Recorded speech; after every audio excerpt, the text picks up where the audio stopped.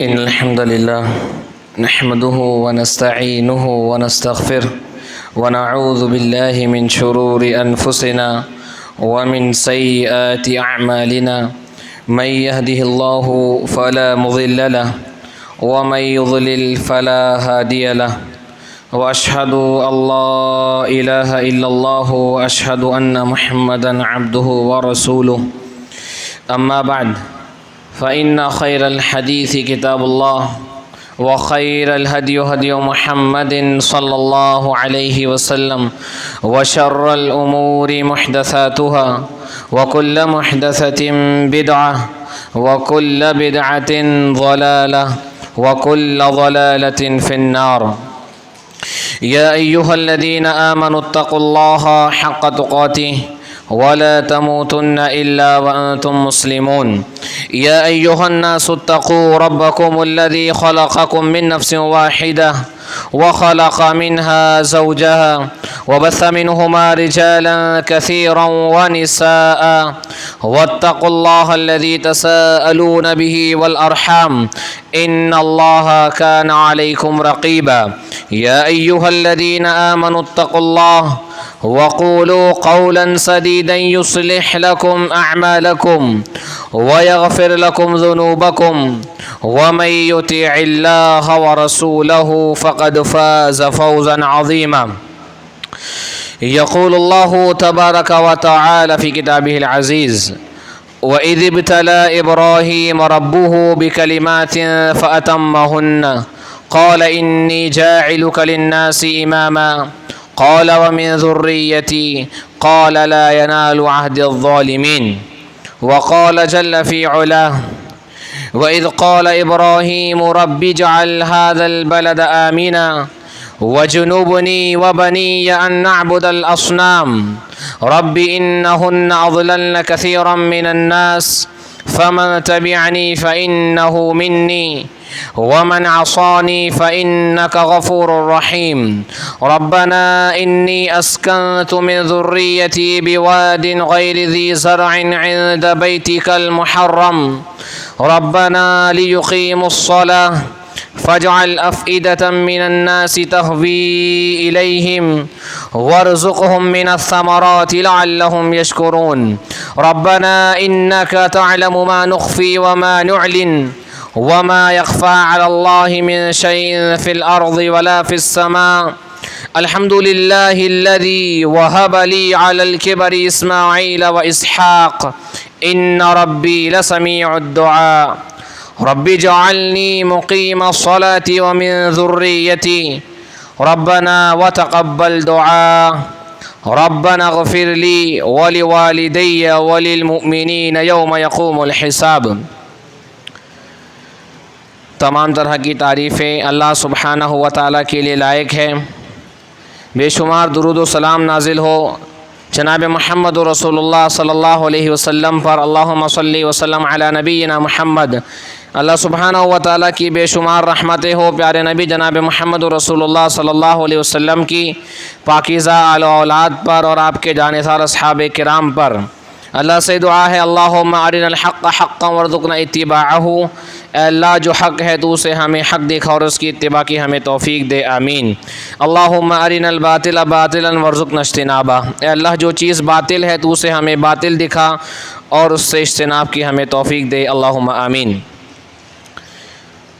ایک موٹی سی مثال پر ہم سب غور کریں اور سوچیں. ہم ہمارے گھر میں موجود ہے، بیٹھے ہوئے ہوں اور ہمیں یہ بات معلوم ہو جائے کہ گھر کے کسی حصے یا کونے میں آگ لگی ہوئی ہے اور یہ ہمیں علم ہے کہ اگر اس آگ کو نہیں روکا گیا یا اس آگ کو نہیں بجھایا گیا تو یہ آگ پورا گھر تباہ و برباد کر دے گی. اس بات کا یقینی علم ہونے کے باوجود بھی کوئی آدمی اگر بیٹھا رہے اور غفلت میں اگر وہ ڈوبا رہے تو ایسے آدمی کو بیوقوف یا پاگل اس کے علاوہ شاید اور کچھ نہ کہا جائے. یا ایسے ہی کوئی چیز ہمیں معلوم ہو کہ ہمارے اوپر کسی طرح کا کوئی خطرہ ہے، ہمارا کوئی مالی نقصان ہونے والا ہے، کوئی جانی نقصان ہونے والا ہے، ہمارے اہل و عیال کا، ہماری اولادوں کا، ہماری بیویوں کا، ہمارے بچوں کا، تو آدمی ہر ممکن کوشش کر کے اس نقصان کو دور کرنے میں اپنی پوری جستجو اور طاقت لگا دیتا ہے۔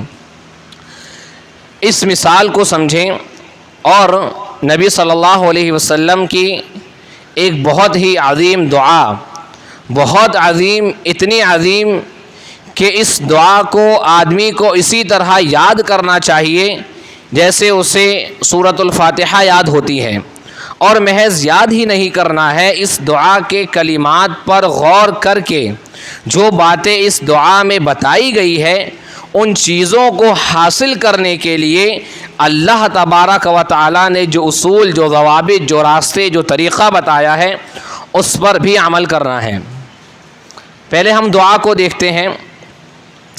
نبی کریم صلی اللہ علیہ وسلم کی ایک حدیث ہے، وعن ابی ہریرہ رضی اللہ عنہ قال كان رسول اللہ صلی اللہ علیہ وسلم یقول اللہم اصلح لی دینی الذی هو عصمت امری واصلح لی دنیای التي فیہا معاشی واصلح لی آخرتی التي فیہا معادی واجعل الحیاة زیادة لی فی کل خیر واجعل الموت راحة لی من کل شر۔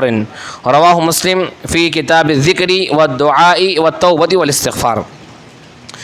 نبی صلی اللہ علیہ وسلم نے ایک بات بیان فرمائی کہ ابو ہریرہ رضی اللہ عنہ یہ کہتے ہیں کہ اللہ کے رسول علیہ الصلوۃ والسلام کہا کرتے تھے، اللہم اصلح لی دینی الذی هو عصمت امری، اے اللہ تو میرے دین کی اصلاح کر دے، اے اللہ تو میرے دین کی اصلاح کر دے، میرے دین کو تو درست کر دے، الذی هو عصمت امری، جو میرے معاملے کا محافظ اور میری عصمت اور میرے معاملے کا ذمہ دار ہے۔ یعنی اللہ تبارک و تعالی میرا دین جس میں میری دنیا اور آخرت دونوں کی کامیابی پوشیدہ ہے، اللہ تو میرے اس دین کی اصلاح کر دے۔ پھر اس کے بعد کہا وَأَصْلِحْ لِي دُنْيَايَ الَّتِي فِيهَا مَعَاشِي، اے اللہ جس دنیا میں میں رہتا ہوں، جس دنیا میں میں زندگی گزارتا ہوں، جس دنیا میں مجھے جینا ہے، جس میں میرا معاش ہے، میری روزی ہے، میرا بسنا ہے، اللہ تو میری اس دنیا کی اصلاح کر دے، اس دنیا کو میری بہتر کر دے۔ اس کے بعد کہا وَأَصْلِحْ لِي آخِرَتِي الَّتِي فِيهَا مَعَادِي، اور اللہ تو میری آخرت کی اصلاح فرما دے، الَّتِي فِيهَا مَعَادِي، جس آخرت میں مجھے لوٹ کر کے جانا ہے۔ ان تین جملوں پر ہم غور کریں۔ آج موجودہ صورتحال جو بنی ہوئی ہے زمانے کی، دنیا کی، اب جو ہم نے مثال آپ لوگوں کے سامنے بیان کی، اس مثال کے تناظر میں، اس مثال کو سامنے رکھ کر اس حدیث کو سمجھیں کہ اگر ہمیں یہ بات معلوم ہے کہ ہمارا کوئی نقصان ہونے والا ہے تو ہم اپنی جان مال سب کچھ لگا کر کے اس نقصان سے بچنے کی کوشش کرتے ہیں، لیکن آج ہم سب اس بات سے بخوبی طور پر واقف ہیں کہ آج مسلمانوں کو، امت مسلمہ کو اور اس امت کو دینی اعتبار سے، دنیاوی اعتبار سے، ہر اعتبار سے کمزور کرنے کی سازشیں سطحی طور پر، ملکی طور پر اور عالمی طور پر بھی ہو رہی ہیں، کی جا رہی ہیں۔ دین کو بگاڑنے کے لیے، مسلمانوں کی دنیا کو بگاڑنے کے لیے ہر طرح سے کوششیں کی جا رہی ہے، لیکن کیا کبھی ہم نے اتنا غور کیا، اتنا سوچا کہ ہم ہمارے دین کی اصلاح کی اتنی ہی کوشش کریں، ہماری دین کی، ہمارے عقیدے کی، ہمارے منہج کی اصلاح کی، اس کی حفاظت کی، اس کے تحفظ کی اتنی ہی کوشش ہم کریں، یا اتنی ہی جستجو ہم اس میں لگائیں، اتنی ہی تڑپ ہمیں ہمارے عقیدے کی اصلاح کی، ہمارے منہج کی اصلاح کی ہو، جتنی ہمیں اپنے گھر والوں کی یا اپنے اہل و عیال کی اصلاح کی ہوتی ہے۔ کیا ہم کبھی اتنا سوچتے ہیں، اتنا تڑپتے ہیں کہ جس قدر ہماری کوشش، جد و جہد ہوتی ہے اپنی دنیا سنوارنے کی، کیا اتنی ہی تڑپ ہماری آج بھی باقی ہے آخرت کو سنوارنے کی؟ آج مزاج اور معیار دونوں بدل چکا ہے۔ صحابہ کرام رضوان اللہ علیہ مجمعین کا وہ وقت اس وقت کے اندر ان کے لیے آخرت سب سے پہلے تھی، دنیا ان کے لیے ثانوی اور ثالثی درجہ، دوسرے تیسرے درجے کی سب سے آخری درجے کی چیز تھی۔ آج ہمارا مزاج ایک دم بدل چکا ہے، ہمارے لیے اپنی دنیاوی زندگی، دنیا کی ساری چیزیں یہ اولین ہیں، ہماری اولیات، ہماری پرائرٹیز ہے یہ چیزیں۔ آخرت ہماری دھیرے دھیرے دنیا کے مقابلے میں اس کی کوشش، اس کی تیاری کم تر ہوتی جا رہی ہے۔ کیا ہم اتنی اصلاح کی جستجو کرتے ہیں یا کوشش کرتے ہیں؟ جبکہ آپ دیکھ لیں، آج اگر کسی بھی اعتبار سے آپ دیکھیں اور غور کریں اور سوچیں اور اس کے اندر آپ کا تھوڑا سا تفکر کریں تو یہ بات واضح طور پر سمجھ میں آئے گی کہ آج اگر ہمارے دین، عقیدے، منہج کی اصلاح ہو جائے تو ہماری سارے معاملات، ساری چیزیں خود بخود درست ہو جائے گی۔ جہاں ہمارا دین درست ہوگا وہیں اللہ تبارک و تعالیٰ کی رحمتوں سے ہماری دنیا بھی درست ہو جائے گی، ہماری دین کے ساتھ ساتھ ہماری دنیا بھی سنورے گی، اور جب ہمارا دین سنور جائے گا اللہ کی رحمتوں سے ہماری دنیا بھی بہتر ہو جائے گی، تو انشاءاللہ العزیز کہ ہماری آخرت بھی بہتر سے بہتر ہوتی چلی جائے گی۔ یعنی دین کی اصلاح یہ آخرت کی اصلاح سے مربوط اور جڑی ہوئی ہے۔ جس قدر ہمارے دین کی اصلاح ہوتی رہے گی، جس قدر ہمارا دین، عقیدہ، منہج مضبوط ہوتا رہے گا، اسی قدر ہماری آخرت بہتر سے بہتر ہوتی چلی جائے گی۔ اس کے بعد اللہ کے نبی علیہ الصلوۃ والسلام نے کہا وَاجْعَلِ الْحَيَاةَ زِيَادَةً لِّي فِي كُلِّ خَيْرٍ، اے اللہ تبارک و تعالی جب تک تو مجھے زندہ رکھ، تو مجھے زیادہ سے زیادہ نیکیوں کی توفیق دے، خیر کی توفیق دے۔ وَاجْعَلِ الْمَوْتَ رَاحَةً لِّي مِن كُلِّ شَرٍ، اور اللہ میری موت کو تو ہر شر اور برائی سے اللہ تبارک و تعالی تو راحت کا ذریعہ بنا دے۔ یعنی اللہ میری دنیا، میری زندگی میں جب تک تو مجھے باقی رکھ مولا کریم، تب تک تو مجھے خیر کی توفیق دیتا رہے، مجھے زیادہ سے زیادہ نیکیوں کا راستہ دکھا۔ اور جب میری موت آئے اللہ رب العالمین تو اس کے بعد کے جو مراحل ہیں، اللہ رب العالمین جو سختیاں ہیں، جو عذاب قبر ہے، جو برزخی زندگی ہے، اس کے بعد جو حساب و کتاب ہے، محشر کے جو مسائل ہیں، یعنی اللہ رب العالمین میری موت کے بعد میری برزخی زندگی سے لے کر میری جنت تک کا راستہ اللہ تو اس کے ہر شر اور برائی سے اللہ تو محفوظ رکھ۔ کتنی عظیم دعا ہے۔ یعنی آپ دیکھیں، اللہ صحیح مسلم وغیرہ کی روایت ہے، اللہ کے نبی علیہ الصلوۃ والسلام کہتے ہیں کہ لولا اللہ تدافنوا، اگر مجھے اس بات کا ڈر نہیں ہوتا کہ تم اپنے مردوں کو دفن نہیں کرو گے، لا دعوت اللہ، تو میں اللہ سے دعا کرتا ان یسمعکم من عذاب القبر ما اسمع، کہ جو عذاب قبر کی چیخ و پکار میں سنتا ہوں، عذاب قبر کی جو سختیاں، جو ہولناکیاں میں سنتا ہوں، مجھے اگر اس بات کا ڈر نہ ہوتا کہ تم اپنے مردوں کو دفن نہیں کرو گے تو میں اللہ سے دعا کرتا کہ اللہ وہ چیخ و پکار تمہیں سنا دے، وہ ہولناکی سنا دے۔ آپ سوچئے کہ کتنا خطرناک یا کتنا ہولناک وہ منظر ہوگا کہ اللہ کے نبی علیہ السلام اگر انسان سن لے تو اپنے مردوں کو دفنانا وہ چھوڑ دے، کیا ہولناکی ہوگی قبر کی، یا کیا وہ سختیاں ہوگی۔ تو اللہ کے نبی علیہ الصلوۃ والسلام یہ بات کہتے ہیں، اور ہم سوچیں کہ اس ہولناکی یا اس منظر کے لیے یا اس زندگی کے لیے ہماری کیا تیاری ہے، یا ہماری کتنی کوشش ہے کہ ہمارا عقیدہ، ہمارا دین اتنا مضبوط ہو جائے، اس کی ایسی اصلاح ہو جائے کہ ہم اللہ تبارک و تعالیٰ کے یہاں ہمارا معاملہ درست ہو جائے، ہم موت کے بعد کی جو سختیاں ہیں، جو برے حالات ہیں، جو عذاب ہے اللہ تبارک و تعالیٰ کا، اس سے بچ جائیں۔ کیا ہماری تیاری ہے؟ ہم سب سوچیں اور غور کریں۔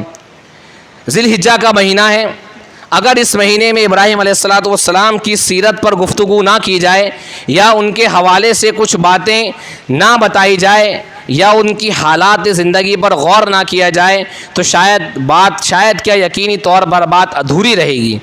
یہ اصلاح کی جو تمہید ہے، دین کی اصلاح کی، دنیا کی اصلاح کی، آخرت کی اصلاح کی دعا، دنیا میں جب تک زندہ رہنا صرف خیر کی توفیق اللہ سے مانگتے رہنا، اور موت کو اپنی موت کے بعد اللہ رب العالمین سے ہر شر سے پناہ مانگتے رہنا، یہ اصلاح کی جو تمہید ہے۔ اس کی وجہ یہ ہے کہ ہم دیکھیں، غور کریں ابراہیم علیہ الصلوۃ والسلام کی حالات، ان کی سیرت، ان کی زندگی، کہ انہوں نے عقیدے کی اصلاح کے لیے، عقیدے کے لیے کیا ان کا کردار رہا، کیا ان کا رول رہا. اور پھر جب انسان توحید کے لیے محنت کرتا ہے, اپنے عقیدے کی حفاظت کرتا ہے, تو اللہ تبارک و تعالیٰ اسے ایسے انعامات سے نوازتا ہے کہ انسان کی سوچ سے پرے ہوں. آج اللہ رب العالمین نے اللہ ابراہیم علیہ الصلاۃ والسلام کو کہا کہ واتخذ اللہ ابراہیم خلیلا, کہ اللہ نے ابراہیم کو اپنا خلیل بنایا. اور خلت اور خلیل ہونا یہ دوستی کا سب سے اعلیٰ مرتبہ ہے. اور آج اللہ کے نبی علیہ الصلاۃ والسلام کے بعد تمام انبیاء میں اگر دوسرا سب سے بڑا درجہ دیا گیا ابراہیم علیہ الصلاۃ والسلام کو, تو اس کی وجوہات ہیں. ان کی زندگی ہم پڑھیں, ان کے جو واقعات بیان کیے گئے ہیں قرآن مجید میں, احادیث میں, وہ محض سننے سنانے کے لیے نہیں ہیں. اس میں دروس ہے, اس میں نصیحتیں ہیں, اس میں عبرتیں ہیں. اللہ کہتا ہے وَإِذِ ابْتَلَىٰ إِبْرَاهِيمَ رَبُّهُ بِكَلِمَاتٍ فَأَتَمَّهُنَّ, اور جب ابراہیم کو ان کے رب نے کچھ باتوں کے ذریعے سے آزمایا, فَأَتَمَّهُنَّ, اور وہ اس آزمائش پر, ان امتحانات میں وہ کھرے اترے, تو اللہ نے کہا اِنِّي جَاعِلُكَ لِلنَّاسِ إِمَامًا, کہ میں تمہیں سارے لوگوں کا امام بنا دوں گا. آج یہ کوئی معمولی فضیلت نہیں ہے کہ ابراہیم علیہ الصلاۃ والسلام کے بعد جتنے نبی روئے زمین پر آئے وہ ان کی نسل سے باہر نہیں ہیں. ابراہیم علیہ الصلاۃ والسلام کے بعد سارے کے سارے انبیاء وہ ابراہیم علیہ الصلاۃ والسلام کی نسل سے آئے ہیں. یہ معمولی فضیلت نہیں ہے. اللہ نے کہا کہ جب ابراہیم علیہ الصلاۃ والسلام اللہ کی آزمائش میں پورے اترے, تو اللہ نے کہا انی جاعلک للناس اماما. اب جب تم میرے امتحان آزمائش میں پورے اترے ہو, میرے امتحان میں ابراہیم تم کھرے اترے, انی جاعلک للناس اماما, تو اس کا انعام یہ ہے ابراہیم کہ میں تمہیں تمام لوگوں کا امام بناتا ہوں. اللہ رب العالمین نے ان کو تمام لوگوں کا امام بنایا. ابراہیم علیہ الصلاۃ والسلام کی حالات, ان کی زندگی ہم پڑھیں. آپ دیکھیں ابراہیم علیہ الصلاۃ والسلام کی پیدائش کیسے ماحول میں ہوتی ہے. انتہائی خالص مشرکانہ ماحول میں آپ کی ولادت ہوتی ہے. مشرکانہ ماحول بھی ایسا کہ باپ خود بتوں کا بنانے والا ہے. باپ آزر خود بتوں کا بنانے والا ہے. قرآن مجید ہم پڑھے مطالعہ کریں تو اللہ کہتا ہے کہ وَإِذْ قَالَ إِبْرَاهِيمُ لِأَبِيهِ آزر أَتَتَّخِذُ أَصْنَامًا آلِهَةً, اور یاد کریے اس وقت کو جب ابراہیم نے اپنے باپ آزر سے کہا أَتَتَّخِذُ أَصْنَامًا آلِهَةً, کیا تم بتوں کو معبود بناتے ہو. یہ ایسا مشرکانہ خالص ماحول. لیکن اس ماحول کے اندر بھی آپ دیکھیں کہ ابراہیم علیہ الصلاۃ والسلام عموماً ہوتا یہی ہے کہ بچہ جس ماحول کے اندر, جیسے ماحول میں وہ آنکھیں کھولتا ہے, جو اس کے ماں باپ کا دین ہوتا ہے وہی دین اس کا بھی ہو جاتا ہے. خیر یہ تو نبی تھے, اللہ رب العالمین نے ان سے کام لینا تھا, ان کو موحدین کا امام بنانا تھا, تو اللہ رب العالمین نے انہیں شرک سے بچایا بھی. لیکن مین جو بات سمجھنے اور سمجھانے والی ہے وہ یہ ہے کہ آپ دیکھیں ابراہیم علیہ الصلاۃ والسلام کا کردار. سورہ مریم آپ پڑھیں, الحمدللہ اتنی دلچسپ اور اتنی بہترین گفتگو ہے ابراہیم علیہ السلام اور ان کے باپ آزر سے جو کی گئی ہے, یا یہ کہا جائے کہ اتنی جامع تقریر ہے اور دعوت توحید کا ایسا اسلوب ہے کہ آدمی بس اگر پڑھے اور سمجھے تو بس وہ واقعی کیا مطلب اس کے لیے الفاظ نہیں ہے بیان کرنے کے لیے. غور کرے, سورہ مریم لازمی طور پر جا کر پڑھیں. ابراہیم علیہ السلام اپنے ابا سے کہتے ہیں یا ابتی لما تعبد ما لا يسمع ولا يبصر ولا يغني عنك شيئا.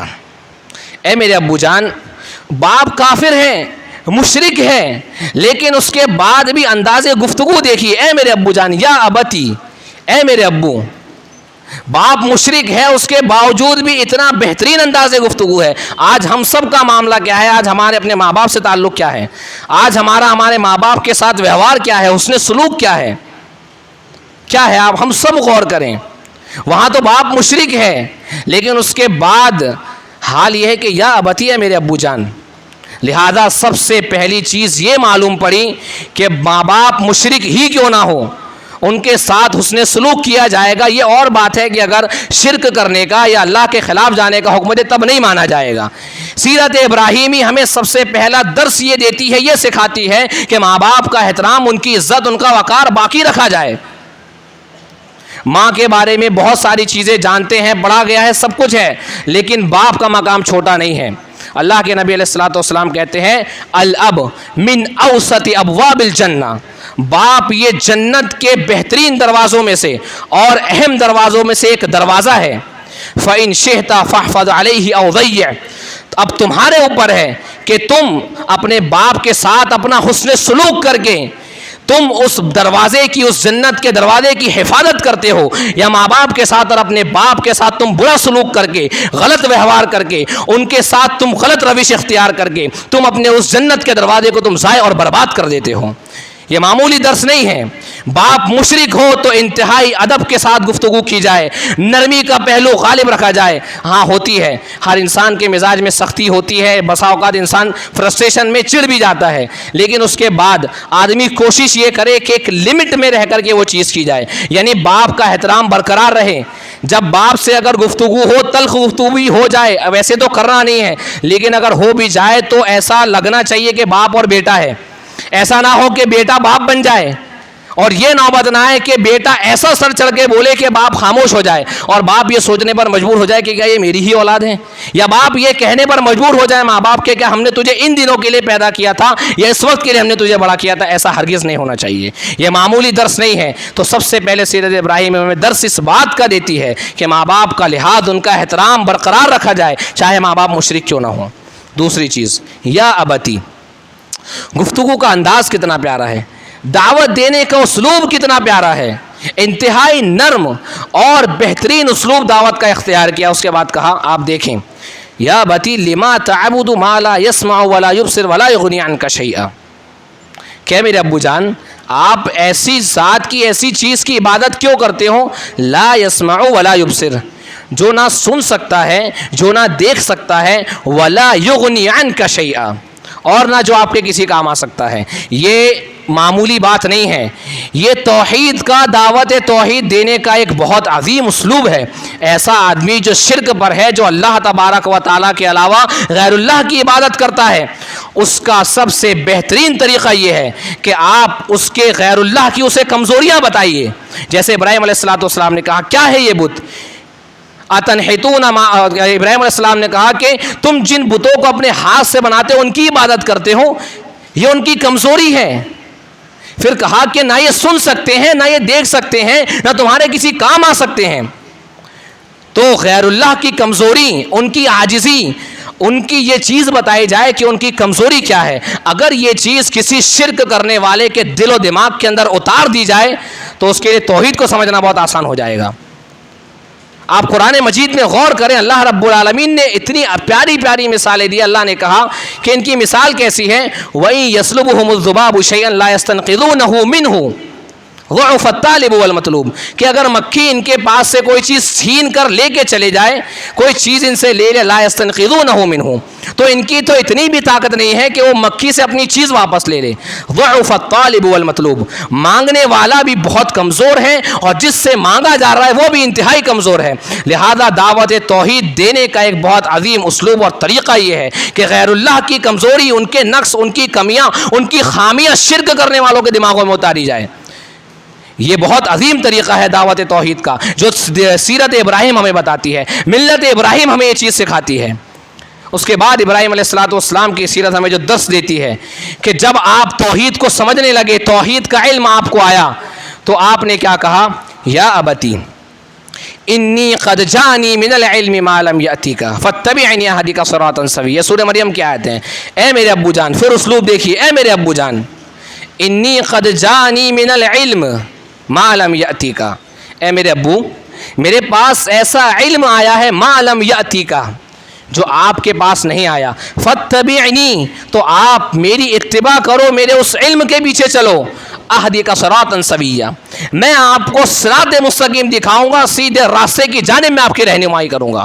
لہذا پتہ یہ چلا کہ ابراہیم علیہ السلام کی سیرت بھی ہمیں اس بات کا درس دیتی ہے اور سکھاتی ہے کہ اتباع جو ہوگی وہ باپ دادا کے طریقے، منہج یا ان کے دین کی نہیں ہوگی، بلکہ اس علم کی ہوگی، اس ہدایت کی ہوگی جو اللہ تبارک و تعالیٰ کی جانب سے نازل کی گئی ہے۔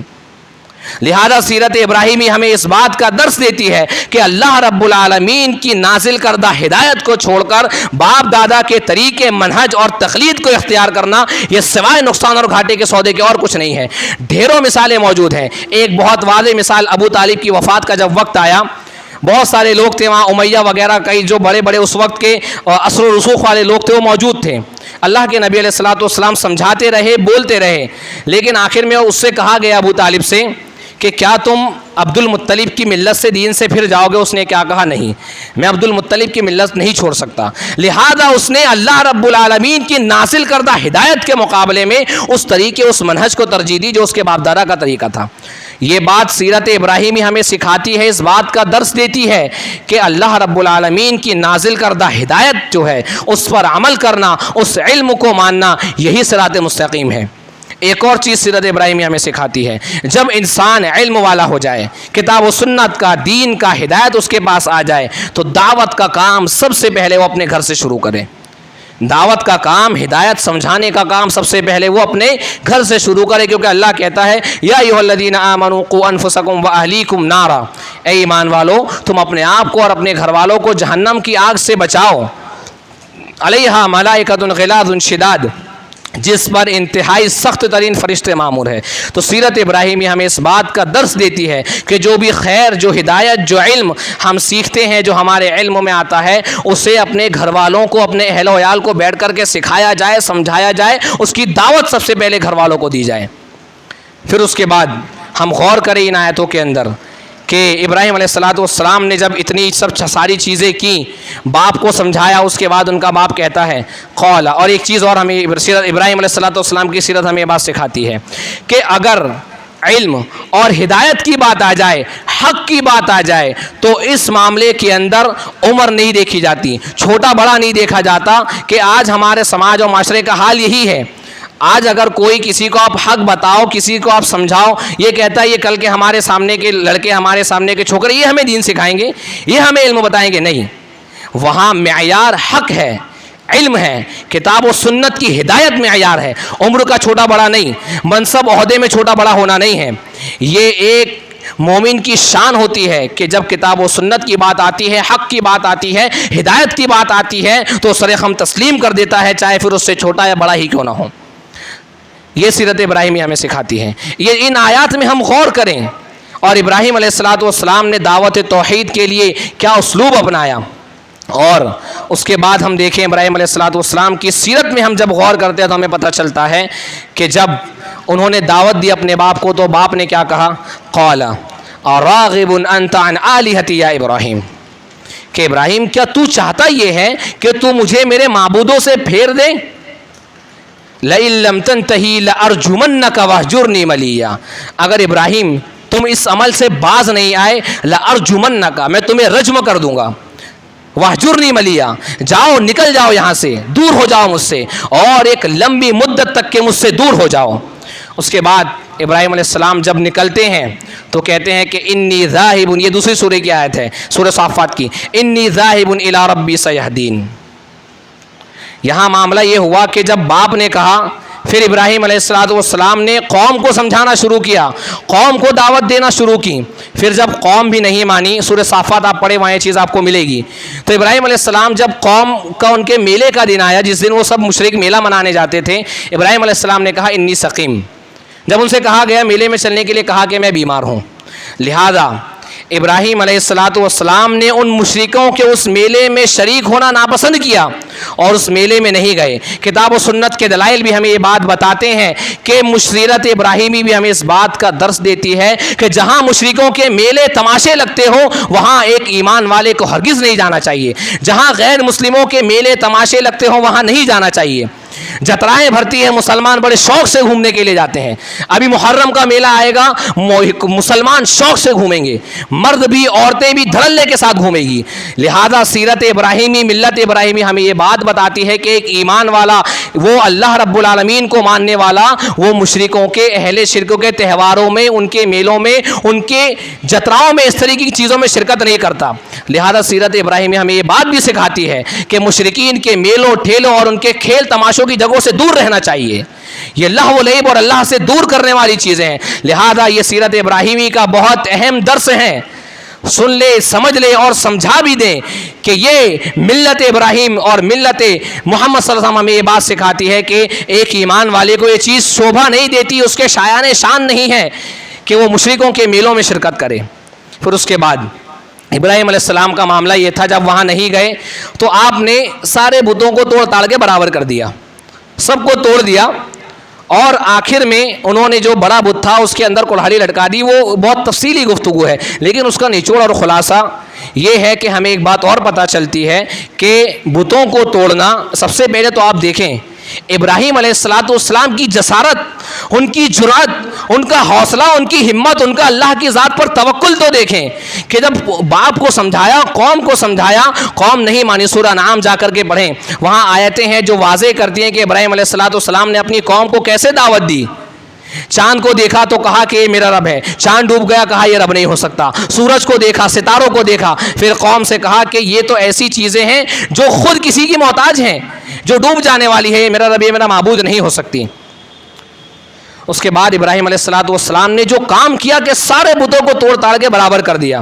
تو ہمیں سیرت ابراہیمی اس بات کا درس دیتی ہے کہ اللہ رب العالمین کے لیے اس طریقے سے قدم اٹھانا، شرک کا خاتمہ کرنا، اور خود اللہ کے نبی علیہ السلام نے علی رضی اللہ عنہ کو بتوں کو توڑنے کے لیے بھیجا تھا. تو یہ بھی ابراہیم علیہ السلام کی سنت ہے، ان کی ملت کا طریقہ ہے. لیکن اس پر غور کریں، ابراہیم علیہ السلام وہاں تنہا تھے، یہاں پر معاملہ الگ ہے. اب اگر کوئی آدھا ادھورا علم رکھنے والا یا نہ سمجھنے والا کوئی جذباتی آدمی ہو اور وہ یہ کہے کہ ابراہیم علیہ السلام کی سنت بتوں کو توڑنا ہے اور جا کر کے کسی مشرک کے بت خانے کے بت توڑ دے، تو اس سے جو نقصان ہوگا مسلمانوں کی عبادت گاہوں کا، مسلمانوں کا، وہ اس سے کہیں زیادہ ہے. لہذا یہ جہل پر مبنی بات ہے. وہاں ابراہیم علیہ مسالے اور مفاسد، نقصان اور فائدے، ساری چیزوں کو ملحوظ خاطر رکھا جائے گا. لہذا یہ آدھا ادھورا اور یہ اچکترا استدلال ہے. وہاں ابراہیم علیہ السلام تنہا اور اکیلے تھے، اس کے بعد آپ نے سب کو توڑ دیا. یہ آپ ان کا وہ دیکھیے کہ ٹھیک ہے تم نہیں مان رہے ہو نا، انہی کو توڑ دیتا ہوں. یہ ہمت ہے، یہ عقیدے کے تحفظ کا یہ ایک طریقہ ہے کہ ابراہیم علیہ السلام اس حد تک وہ اللہ رب العالمین کے دین کے لیے، توحید کی حفاظت کے لیے، عقیدے کی حفاظت کے لیے انہوں نے اتنا بڑا قدم اٹھایا کہ سارے بتوں کو توڑ تاڑ کے برابر کر دیا. پھر اس کے بعد ہنگامہ تو ہونا تھا. جب لوٹ کر کے آئے، دیکھا کہ سارے بت توڑ تاڑ کے برابر کر دیے ابراہیم علیہ السلام نے. بادشاہ نمرود کا دربار لگا، ابراہیم علیہ السلام کو پیش کیا گیا. پھر جب نمرود کا دربار لگا تو آپ دیکھیں کہ ابراہیم علیہ السلام سے وہ کہتا ہے، ابراہیم علیہ السلام نے کہا کہ میرا رب وہ ہے الذی یحیی و یمیت. سورہ بقرہ کی آیتیں ہیں کہ میرا رب وہ ہے جو زندہ کرتا ہے، موت دیتا ہے. تو وہ نمرود بادشاہ کہتا ہے کہ انا احیی و امیت، میں بھی زندہ کر سکتا ہوں، میں بھی مار سکتا ہوں. دو لوگوں کو بلایا، ایک کو مار دیا اور ایک کو چھوڑ دیا، اور کہا کہ دیکھو میں نے اس کو مار دیا، اس کو زندہ کر دیا. اب ابراہیم علیہ السلام کا جب اس سے گفتگو ہو رہی ہے، جب دعوت اس کو دے رہے ہیں، تو آپ نے اس کا جواب دیکھیے کیسا دیا. ٹھیک ہے، اس کا جواب یہ تھا کہ میرا رب وہ ہے ان اللہ یأتی بالشمس من المشرق، میرا رب اللہ وہ ہے جو سورج کو مشرق سے لے کر آتا ہے. فاتی بہا من المغرب، تو رب ہے نا، تو مغرب سے لا کر کے دکھا. فبہت الذی کفر، یہ جواب ایسا تھا، قرآن مجید کہتا ہے کہ کافر ہکا بکا رہ گیا. لہذا یہ اسلوب سیکھ لیں کہ جب دعوت ہو اور جب کسی کا رد کرنا ہو تو جواب ایسا ہو کہ سامنے والا لاجواب ہو جائے اور وہ ہکا بکا رہ جائے. یہ سیرت ابراہیمی ہمیں سکھاتی ہے، اور ابراہیم علیہ السلام کی سنت ملت ہمیں یہ بات سکھاتی ہے کہ جب کسی کو ہم دعوت دیں تو پوری تیاری کے ساتھ دیں. آدھا ادھورا یا یہاں وہاں کی باتیں کرنے سے کوئی فائدہ نہیں ہے.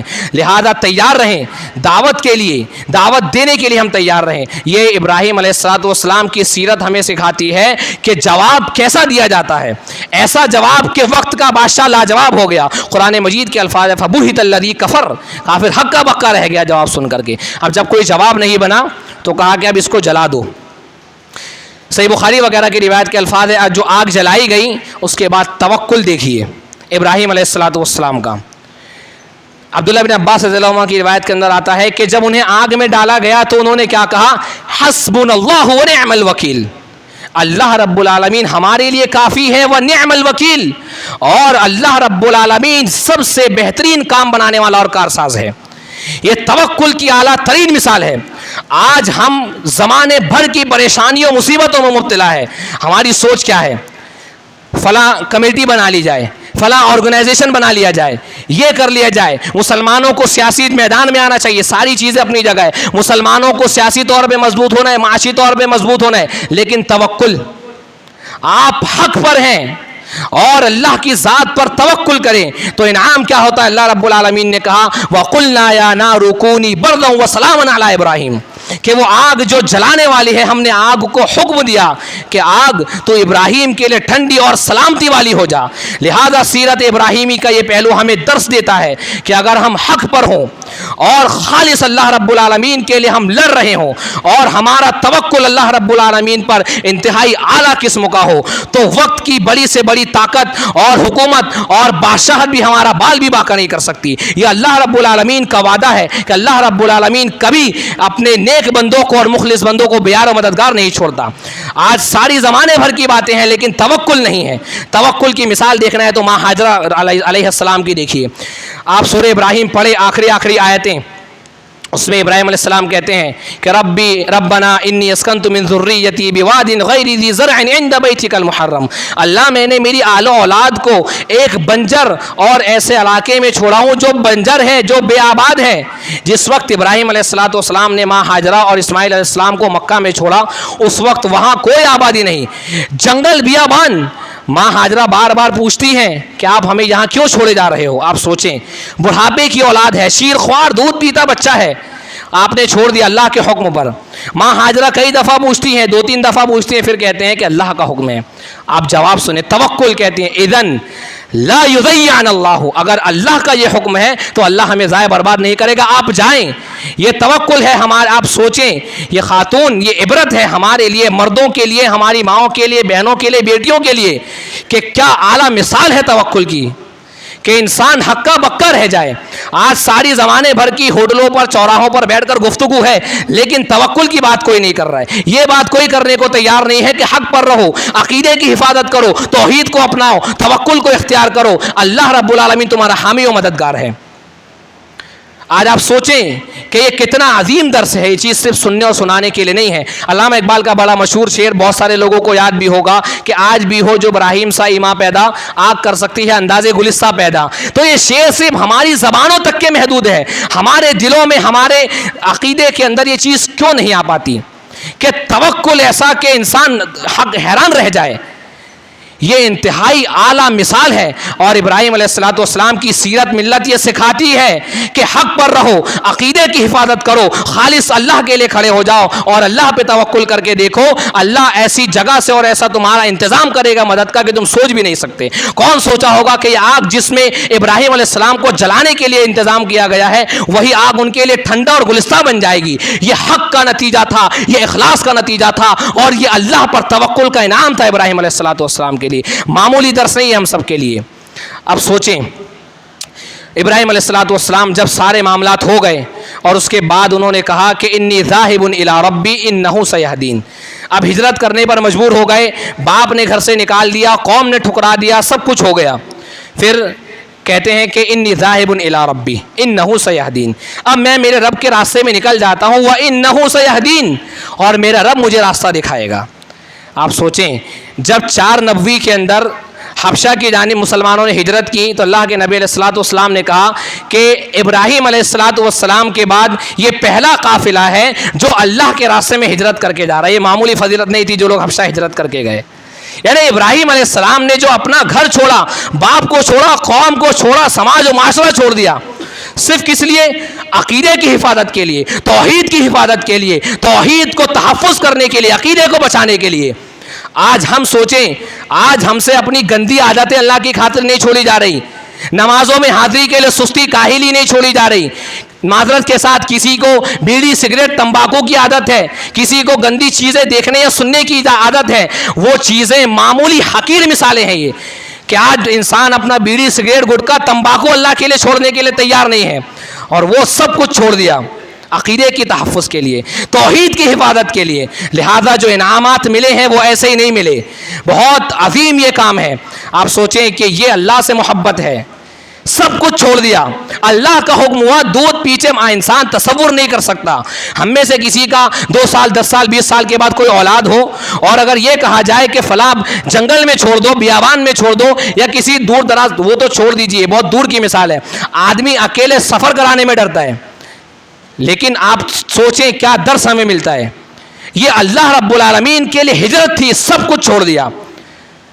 اللہ رب العالمین کے چھوڑ کے نکل گئے. پھر اس کے بعد دیکھیں اتنا ہی نہیں, پھر کیا کہا کہ انہو سیہدین, میرا رب مجھے راستہ دکھائے گا. لہذا سیرت ابراہیمی اس بات کا درس دیتی ہے کہ ہدایت کی توفیق اگر مانگی جائے تو صرف اللہ سے مانگی جائے. ہدایت کا دینے والا وہ اللہ رب العالمین ہے, ہدایت کی توفیق دینے والا وہ اللہ رب العالمین ہے. یہ سیرت ابراہیمی ہمیں سکھاتی ہے. ایک اور سیرت ابراہیمی کا بہت اہم درس اولاد کی تربیت یا اولاد کے لیے فکر مند رہنا. جب اولاد نہیں تھی, ہم سب سوچیں اور غور کریں, جب اولاد نہیں تھی دعا کرتے ہیں ربی ہب لی من الصالحین, اے اللہ تو مجھے نیک اولاد عطا فرما. یہ بہت سارے لوگوں کی زندگی میں مراحل آتے ہیں, سب کی زندگی میں آتے ہیں. کوئی انسان باپ بننے والا ہے, کوئی عورت ماں بننے والی ہے, لہذا اسے چاہیے کہ چلتے پھرتے اٹھتے بیٹھتے اس دعا کو وہ یاد کرے اور پڑھتے رہے کہ اللہ تو مجھے نیک اور صالح اولاد عطا فرما. یہ انبیاء کی دعائیں ہیں, نبیوں کی دعائیں ہیں. پھر اس کے بعد جب اولاد ہو گئی, آج ہم میں سے ہر دوسرا آدمی اولاد کا رونا روتا ہے. اولاد بڑی نافرمان ہے, میرا بچہ نماز نہیں پڑھتا, 18 سال کا ہو گیا, 20 سال کا ہو گیا, کتنا مارتا ہوں کتنا سمجھاتا ہوں, گھر سے نکال دیا. اتنا سب کچھ تو کیا, کیا کبھی اولاد کے حق میں دعا کی؟ ابراہیم علیہ السلام کی دعا سنیے, ربی جعلنی مقیم الصلاۃ ومن ذریتی ربنا وتقبل دعا. اولاد ہونے کے بعد اے اللہ ربی جعلنی مقیم الصلاۃ ومن ذریتی, اے اللہ تو مجھے اور میری ذریت, میری آل و اولاد کو نماز قائم کرنے والا بنا دے. ربنا وتقبل دعا, اور اللہ میری دعا کو قبول کر. ہم میں سے کتنے باپ ایسے ہیں یا مائیں ایسی ہیں جو اپنی اولاد کے لیے طریقہ اپناتے ہیں, کتنے لوگ ایسے ہیں جو اپنی اولاد کے لیے دعائیں کرتے ہیں کہ اللہ تو مجھے میری اولاد کو متقی بنا دے, پرہیزگار بنا دے, نمازوں کا قائم کرنے والا بنا دے, نہ کے برابر ہوں گے. ایک اور بہت اہم درس سیرت ابراہیمی ہمیں یہ دیتی ہے کہ اولاد کے حق میں ہمیشہ دعا کرتے رہیں. اولاد اگر نیک ہے تو مزید نیک ہونے کی کریں. اولاد اگر بدقسمتی سے بری ہے, غلط راستے پر ہے, غلط روش پہ ہے, تو اولاد کے حق میں اللہ سے ہدایت کی, سلامتی کی دعائیں مانگتے رہیں. ایک بہت اہم درس سیرت ابراہیمی کا ہمیں یہ ملتا ہے. پھر ایک اور چیز, صحیح مسلم صحیح بخاری کی روایت ہے 3350 نمبر کی. روایت کے اندر یہ ہے کہ یلقی ابراہیم اباہ آزر یوم القیامہ وعلى وجه آزر غبرة وقطرة فيقول ألا أقول لك لا تعصيني قال لا عصيك اليوم قال يا ربي إنك وعدتني ألا تخزينني يوم يبعثون قال يقول الله تبارك وتعالى إني حرمت الجنة على الكافرين ثم يقال يا إبراهيم ما تحت رجليك فينظر فإذا هو بذيخ ملتطخ فَيُخَذْ مِنْ قَوَائِمِهِ فَيُلْقَى فِي النَّارِ او کما قال علیہ الصلوۃ والسلام. یہ درس سنیں اور اٹھیں اور سمجھ کے جائیں یہاں سے ابراہیم علیہ الصلوۃ والسلام کی سیرت و ملت کا درس. ابراہیم علیہ الصلوۃ والسلام کو جب ان کے باپ کو انہوں نے دعوت دی, نہیں مانا, اس کا انجام یہ ہوا کہ وہ جہنمی ہوگا.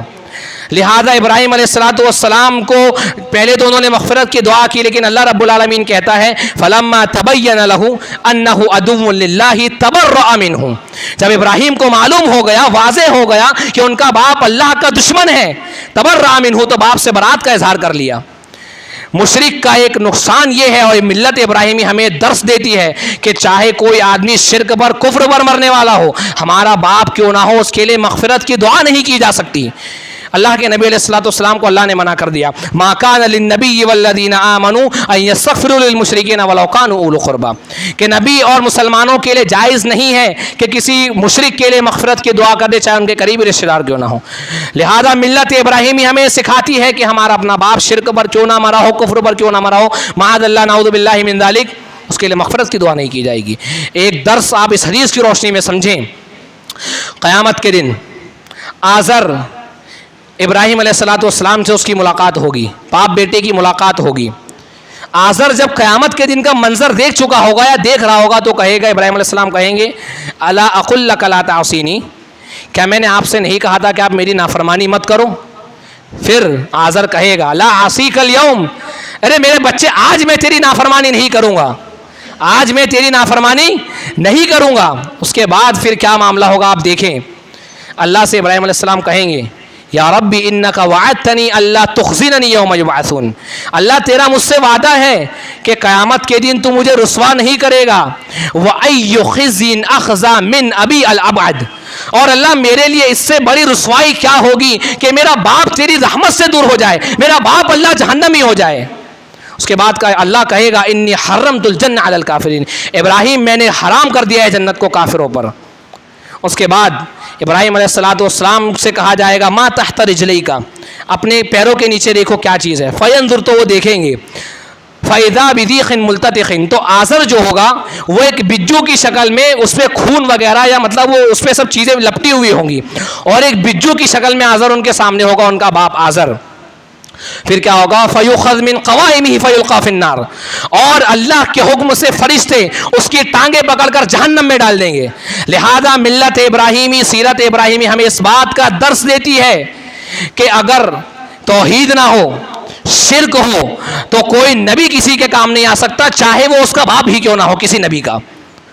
آج مسلمان اس قدر غفلت میں ہیں کہ وہ آدمی جس کے دین ایمان کا ٹھکانہ نہیں ہے، آج مسلمان اس کے نام کی بیعت کر بیٹھا ہے، اتنی ضلالت گمراہی ہے۔ یہ ملت ابراہیمی ہمیں سکھاتی ہے کہ اصل رشتہ یہ توحید کا، عقیدے کا رشتہ ہے، اصل رشتہ یہ ایمان کا رشتہ ہے۔ لہذا اگر قیامت کے دن توحید نہ ہو تو کوئی نبی کسی کا پرسان حال نہیں ہوگا، امتیوں کی تو بات بہت دور کی ہے۔ یہ چیز سمجھ لینی چاہیے اور سمجھا دینی چاہیے اچھے طریقے سے۔ پھر آپ دیکھیں کہ اللہ کے نبی علیہ السلام کیا کہتے ہیں، یہ ایک مسلمان کے رونگٹے کھڑے کر دینے کے لیے کافی ہے۔ کہتے ہیں ما منکم من احد الا وعمل يدخل الجنہ، تم میں سے کوئی بھی ایسا نہیں ہے کہ جس کا عمل اسے جنت میں لے جائے گا۔ صحابہ نے پوچھا ولا انت یا رسول اللہ، کہ اللہ کے رسول آپ بھی نہیں؟ کہا ولا انا، میں بھی نہیں، الا ان یتغمدنی اللہ برحمت منہ وفضل، میں بھی نہیں جب تک کہ اللہ کی رحمت اور فضل مجھ پر نہ ہو میں بھی جنت میں نہیں جا سکتا۔ لہذا اللہ کی رحمت اور فضل انہیں ہی ملے گا جو توحید پر ہے، جن کی موت توحید پر ہوتی ہے، اور اللہ کا فضل اور رحمت کے بنا انسان کا جنت میں داخلہ ممکن نہیں ہے۔ لہذا اللہ کے نبی علیہ السلام اسی لیے بار بار کہتے تھے یا فاطمہ سلینی ما شئتی من مالی فانی لا یغنی عنک من اللہ شیئا، اے فاطمہ میرے مال میں سے مجھ سے جو مانگنا چاہتی ہو مانگ لو، فانی لا یغنی عنک من اللہ شیئا، میں اللہ کے یہاں تمہارے کچھ کام نہیں آ سکتا۔ یہ نبی ہے، اور نبی علیہ السلام اپنی بیٹی فاطمہ رضی اللہ عنہ سے کہہ رہے ہیں، اپنے خاندان کو مخاطب کر کے کہتے ہیں، ایک ایک خاندان والوں کا نام گنا گنا کر کے کہا کہ اے بنو مطلب کی اولاد، اے بنو ہاشم کی اولاد، اے بنو عبد مناف کی اولاد، اے بنو عبد شمس کی اولاد، انقذوا انفسکم من النار فانی لا اغنی عنکم من اللہ شیئا، میں اللہ کے یہاں تمہارے کچھ کام نہیں آ سکتا، تم اپنے آپ کو میرے مال میں سے جو چاہتے ہو مانگ لو، میں اللہ کے یہاں تمہارے کام نہیں آؤں گا۔ لہذا ملت ابراہیمی ہمیں اس بات کا درس دیتی ہے، یہ چیز ہمیں سکھاتی ہے کہ اصل رشتہ یہ توحید کا رشتہ ہے، توحید کے بنا کوئی نبی کسی کا پرسان حال نہیں ہو سکتا۔ تو سارے رشتے ناطے بعد میں آتے ہیں۔ پھر آپ دیکھیں کہ ابراہیم علیہ السلام کو اللہ رب العالمین نے جو اتنے انعامات سے نوازا ہے، اس کی وجوہات کیا ہے، انہوں نے کیا قربانیاں دی ہیں عقیدے کے لیے، توحید کی حفاظت کے لیے، توحید کو بچانے کے لیے، عقیدے کو بچانے کے لیے، اولاد کے مستقبل کو سنوارنے کے لیے۔ آج ہم میں سے ہر کسی کے پاس اپنی اولاد کا فیوچر بہت برائٹ ہے، ہر انسان کے پاس، لیکن دنیاوی اعتبار سے میرا بچہ ابھی 10ویں میں ہے، 12ویں ہو جائے گی، میں اس کو یہ بنا دوں گا وہ بنا دوں گا، لیکن دینی اعتبار سے، توحید کے اعتبار سے، عقیدے کے تحفظ کے اعتبار سے، منہج کے تحفظ کے اعتبار سے کیا ہماری پلاننگ ہے ہماری اولاد کے لیے، یا ہمارے پاس کیا ایسے اسباب، ایسے وسائل ہیں جس سے ہم آنے والے وقت میں اپنی اولادوں کا عقیدہ، ان کا منہج، ان کی توحید کی حفاظت کر سکتے ہیں۔ کبھی سوچیں، بیٹھیں، سر جوڑ کر بیٹھیں، تنہائی میں ہم سب بیٹھیں، گروپ بنا کر کے بیٹھیں، اجتماع کر کے بیٹھیں اور سوچیں کہ کیا ہمارے پاس وسائل ہیں یا کیا ہمارے پاس پلاننگ ہے ہماری اولاد کے عقیدے کے تحفظ کی، ہمارے عقیدے کے تحفظ کی، ہمارے منہج، ہماری توحید کی حفاظت کے لیے ہمارے پاس کیا پلاننگ ہے۔ میرے عزیزوں، یہ کچھ قرآن مجید کی آیتوں کی روشنی میں ابراہیم علیہ السلام کی سیرت کے کچھ نمایاں پہلو اور دروس ہیں، کچھ باتیں جو باقی رہ گئی ہیں انشاءاللہ اللہ رب العالمین کی توفیق رہی تو ان کو آنے والے وقت میں بیان کیا جائے گا۔ اللہ تبارک و تعالیٰ سے دعا ہے کہ اللہ رب العالمین جو باتیں کتاب و سنت اور حق کے مطابق رہی ہو، اللہ تبارک و تعالیٰ اس پر عمل کرنے کی اور دوسروں تک پہنچانے کی توفیق دے، اور جو باتیں کتاب و سنت یا حق کے خلاف رہی ہو اللہ تبارک و تعالیٰ ان سے درگزر فرمائے۔